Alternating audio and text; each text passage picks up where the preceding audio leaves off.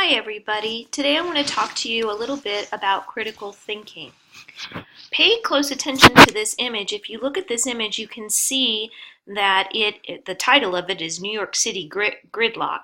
And you can see that everybody's kind of going in every which way. And the reason I use this image is because it demonstrates the importance of using logic and reason to figure out how you're going to do things. Because without it, everybody's kind of going their own way and nobody's really getting anywhere at all. You just kind of get stuck. So I thought that this was a good kind of analogy for critical thinking, or for the importance of thinking. For centuries, psychologists have believed intelligence is fixed, it's unchangeable. So think about this. What the belief originally was, or has been, is that everyone is born with a certain amount of intelligence that cannot be increased. Therefore, education should teach you what to think rather than how to think, because you only have so much. So some of the implications of this belief is that you can only learn so much, that it's a fixed amount of knowledge, and that you can't grow and change, that you've just got this set amount. So that's a little, well, it's quite different than what we believe today, but you can see what some of the intrinsic implications are and problems with that. So what is the difference between factual knowledge and intelligence? And what is passive learning and what is active learning? Factual knowledge, facts, you have a good recall, a good memory. And intelligence is the ability to make meaning from that fact. So that's really the kind of the difference between the two. What is passive learning and active learning? Passive learning is memorizing. Active learning is when you're actually doing something, okay? So you're learning by doing. Passive is like reading, listening to a lecture, watching this video.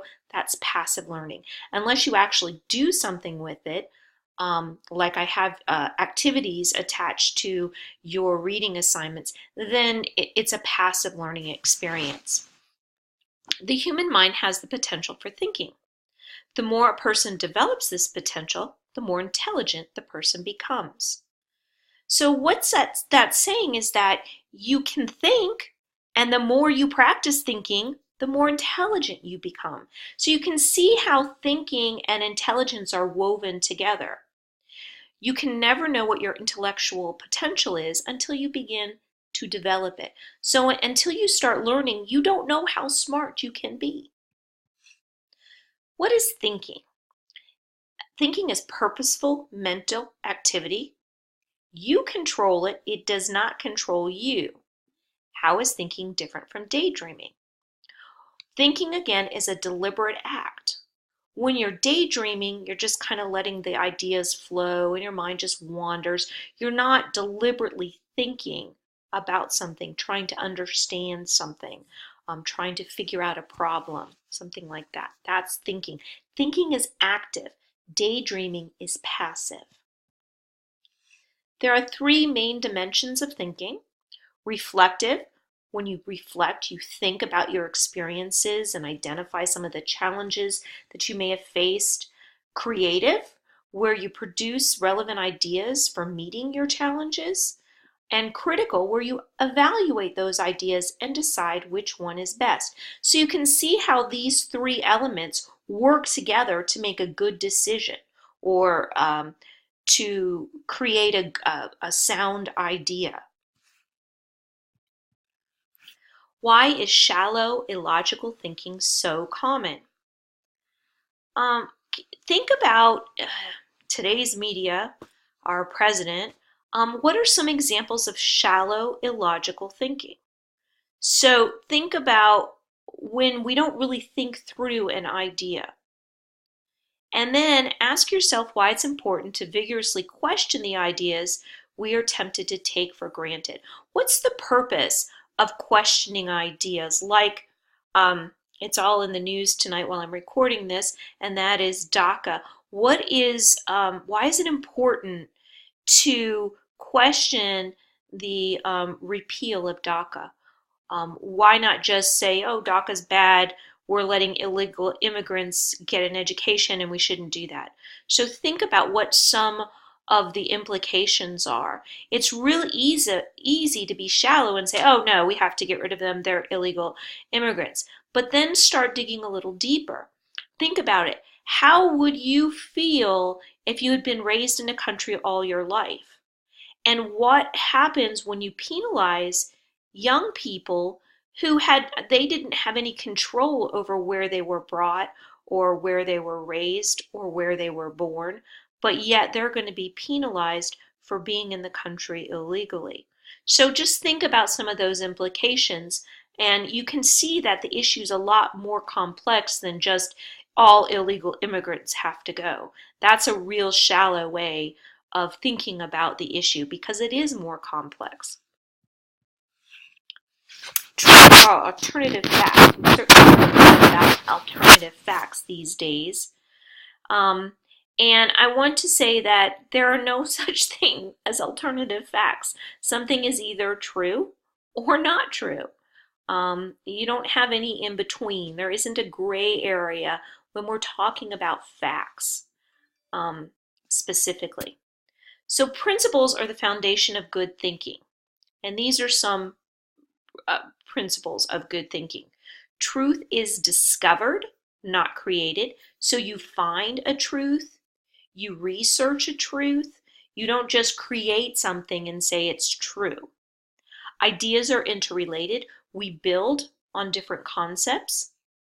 A statement, this is what I just said, cannot be both true and false at the same time.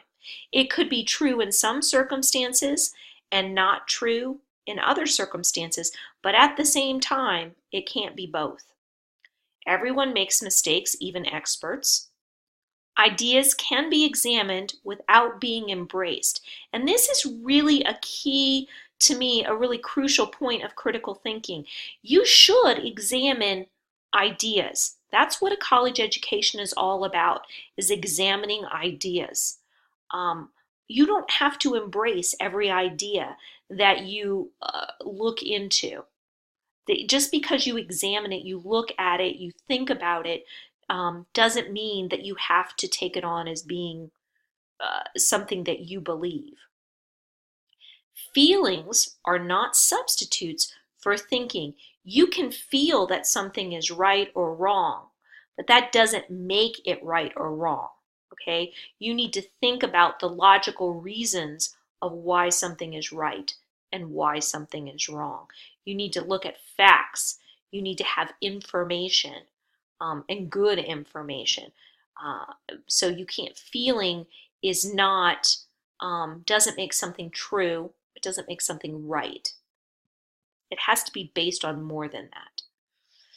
Some key habits and skills of thinking.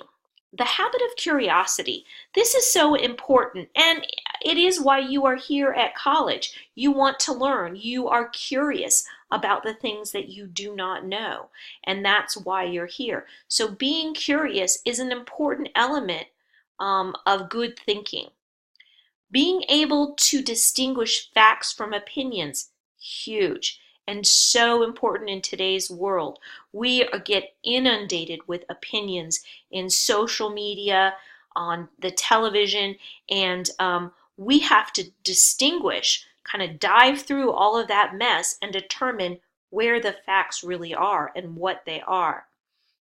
And the way that we do this is by checking facts and testing for opinions. And you do that by looking at everyday experience. What do you know from your experience to be true? Considering the opinion's likely consequences. Well, if I believe this, what are some potential outcomes of this belief? Considering all the implications. Well, if this, then what? And thinking of the times when it's not true. When, for example, I'll go back to the issue of illegal immigration. Our current administration is very against illegal immigrants. However, our current administration hires illegal immigrants to work for their private businesses. So why is it sometimes okay for illegal immigrants to do some jobs, but not to get an education in the United States? What's the difference there?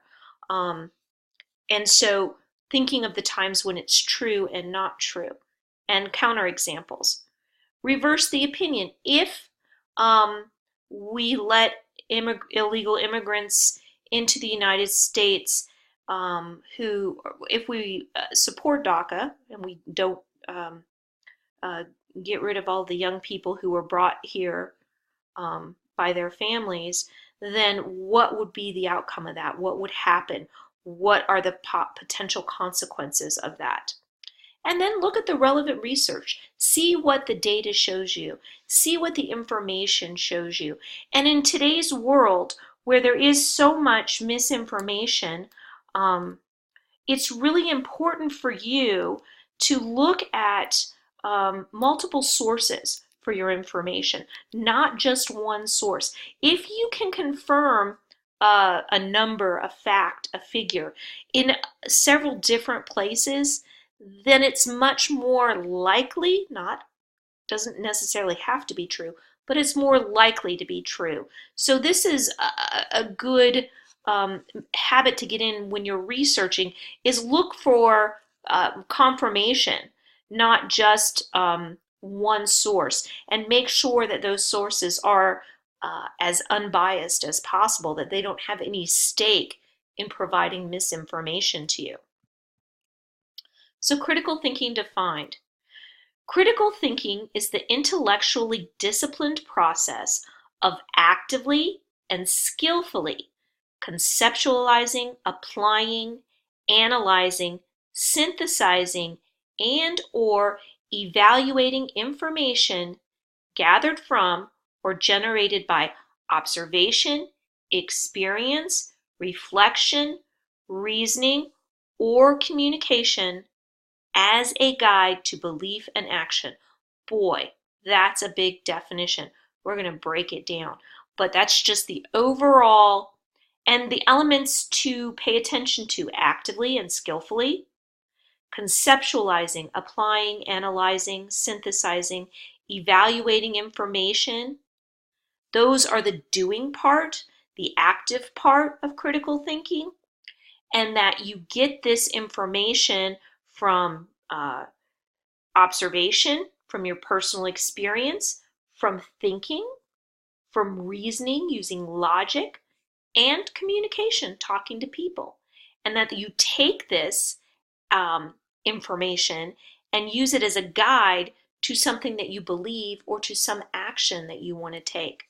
So that's critical thinking. It's quite complex. In its best form, it's based on universal intellectual values that transcend subject matter.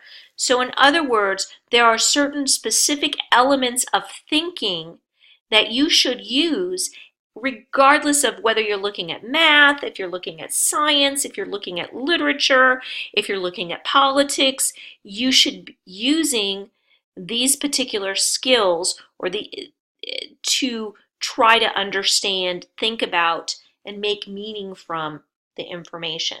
So clarity, how clear is it? Accurate, precise, consistent, does it change? Relevant, is it sound evidence? Does it make sense? Does it seem reasonable? Are there good reasons involved? Is there depth to it and breadth to it? And fairness, is it being fair? And those are really the elements that you need to consider when trying to understand a particular topic or issue or concept. Critical thinking includes the examination of those structures or elements of thought implicit in all reasoning: purpose, problem, question at issue, assumptions, concepts, empirical grounding, reasoning leading to conclusions, implications and consequences, objections from alternative viewpoints, and frame of reference. Good critical thinking is skillful and responsible thinking in which you study the problem from all angles and then exercise your best judgment to draw conclusions. So you're making educated decisions, educated conclusions. You're coming to them through thinking this out and really researching it and finding out information about it. You're not just jumping to conclusions and saying, well, so-and-so said that, so it must be true. But you're thinking about, well, why is that true? In what cases is it not true? In what cases is it true? What could make it different? What might the exceptions be? Goes back to those earlier questions. Some elements of good reason, I like to include this chart because it just kind of shows some of the things that you want to consider when you're trying to think about a particular issue or topic. What's your purpose for thinking about it? What's your goal? Is it to understand? Is it to make meaning? Is it to come to a decision? What are the questions that you have? What's the problem you're trying to solve or the issue that you want to know more about? Where do you get your information from? Experience, facts, data, observations. What are the main concepts, the big ideas involved? Are there any interpretations or inferences that you can draw from the information that you have? Are there any presuppositions or concepts that are being taken for granted or just kind of below the surface that might not be completely clear? What are the points of view? Are you getting multiple perspectives or is it just one? And is that person biased or unbiased? And how do you know that?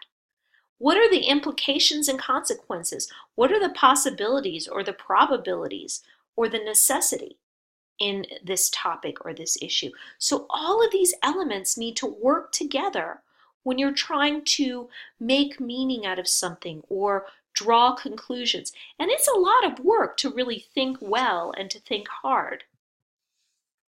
So let's break down some of the components of critical thinking. I have this little image here and I like it because knowledge, it says knowledge. One's mind, once stretched by a new idea, never regains its original dimensions. And so this concept of knowledge is that it's growing and changing, and that as you expand, you don't go back to those smaller ideas that aren't educated and thoughtful. So the first concept or first component of critical thinking that we want to talk about is skillful, that you apply skill in the form of knowledge of your subject matter to the thinking process. So what is it that you know about the subject matter? What are the basic elements of it? And how can you describe them in a way that makes sense? Critical thinking is also responsible, and this is really super important, especially in today's world, probably more so than it ever has been in the past. Responsible critical thinking is a public, not a private act. The arguments you produce contribute to a larger discourse, the discourse of your community. So just in this classroom, those arguments that you produce are going to be brought to your classmates. And so you have a responsibility to provide good information, true information, real information to our class. Nobody wants to read a bunch of garbage that isn't true, that's just made up stuff, that doesn't have any basic in logic or reason or fact. We want the truth and the reality, not just a bunch of hooey. Critical thinking relies on using sound criteria for making judgments. A good critical thinker thinks explicitly about why she has drawn her conclusions and lists the reasons for her conclusions. So in other words, if we want to say that DACA is a bad thing, I need to say why. Why do I believe that DACA is bad? Why do I believe this? And I need to be able to list those reasons. And those reasons need to be logic, not just because I think it is, or I feel it, or it's my opinion. But you've got to have some meat there. You've got to have some reason. It's not just your judgment, but why you have formed it. What is it that you believe about immigration, about people who come to the country illegally, about education, about human rights, about responsibility? So all of those kinds of things need to be thought about when you're trying to draw conclusions or find answers. Develop a presentation that is sensitive to context, that respects the way things are done in a particular field and presents conclusions in the manner appropriate to the field. So in other words, if you're talking about education, you want to look at those concepts and ideas and underlying beliefs that are relevant to, we'll make it specific, American education, because not all systems of education are based on the same values. So those are the kinds of things that you want to consider. I would say conduct a civil, reasoned debate. You're never going to get anywhere by being ugly or disrespectful. Always use logic and reason, and write a polished analysis. Use strong argumentative techniques. So in other words, provide your evidence for your conclusions. Don't just draw them, but have your evidence. It's not about your opinion. You can have an opinion, but it needs to be an educated opinion. It's not because my mom said so, or we always do this in my family, or everyone in my family believes this. It's your beliefs based on logic and reason and evidence. This is huge. Self-correcting. A good critical thinker is constantly trying to improve his thinking, like the track athlete always striving to improve his best time. You will change. Your ideas will change. You will learn new things that will impact what you believe. That's great. What we tend to do, especially in today's world, is we tend to hold on to our values and our beliefs and our ideas because we identify them as being part of who we are. So rather than being open to learning and changing and growing, we're closed and we hold tight. And those are the kinds, that's not good critical thinking. A good critical thinker entertains the possibility that at times he or she may not be correct because there are other perspectives that the thinker may not have considered. So it's really important to be willing to accept new ideas and to grow. Good critical thinkers monitor their thinking process. They solicit and use feedback from others. So it's okay to say, hey mom, what do you think about this? Or boyfriend or girlfriend, what do you think about this? And to get ideas from other people for your consideration. Internalize the ability to critique your own work. Look at where you're not so strong. Accept your biases. There is nothing wrong with being biased, but you have to understand and realize that you have biases. You have prejudice. There are things that you believe that are right and wrong, and that's okay. But understand that those really deeply impact your thinking. And so say, well, if I take this bias out of the equation, where do I come to? So for example, going back to DACA, say I believe that illegal immigration is wrong, okay? If I take that belief out of the equation and I look at the impact of making these young people go to countries that they've never lived in their entire life, that they may not have family in, or certainly may not have close family, what are those implications? And is that something that I want to be a part of? So that's what you want to be able to do, is look beyond your gut reaction and start digging down and seeing, where do these ideas come from? And what are some of the implications of my biases? And if I remove my bias and look at it from a different perspective, You may not change your mind. You may still believe the same thing, but you've gone through good, sound thinking to come to your decision. And that's really what we're looking for. Critical thinkers raise vital questions and problems, formulating them clearly and precisely. They gather and assess relevant information using abstract ideas to interpret it effectively and come to well-reasoned conclusions and solutions, testing them against relevant criteria and standards. So you have an idea and you're testing it to make sure under which circumstances does this idea work or make sense? Under which circumstances does it not make sense? If I'm looking at it from an education perspective, if I'm looking at it from a human rights perspective, if I'm looking at it from a monetary perspective, what are the different issues or ways that I can look at this and think about it?